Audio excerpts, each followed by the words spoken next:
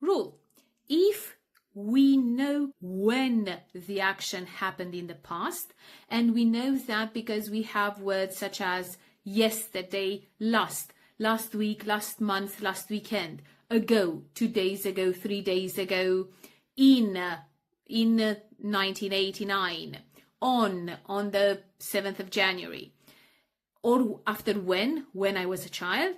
So when we clearly know when the action happened in the past, we can only use past simple, ed, or the second form. We cannot use present perfect, have plus ed, or the third form. So yesterday he bought a car, but we cannot say yesterday he has bought.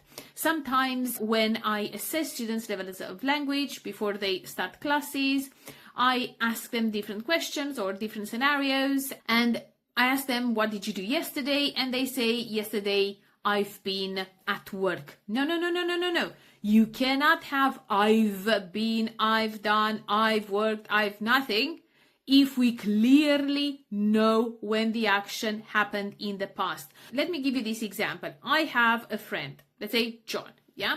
And if I know when John bought his car, I'm going to say, yesterday, John bought his car. John bought his car last week. John bought his car 2 days ago. John bought his car in 1970.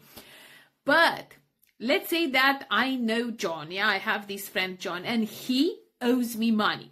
Now, on my walk, I pass in front of his house and I see a new car. Now, I don't know when John bought this car. I know he bought it sometime in the past, but I don't know when. And in this case, I'm going to say John has bought a car because I do not clearly mention when. Okay, so if something happened in the past and we don't know when, we can use present perfect. He has bought a car. She has left for work. But if we say when, then we cannot use present perfect. We cannot have. So yesterday I went to work, not yesterday I've been to work.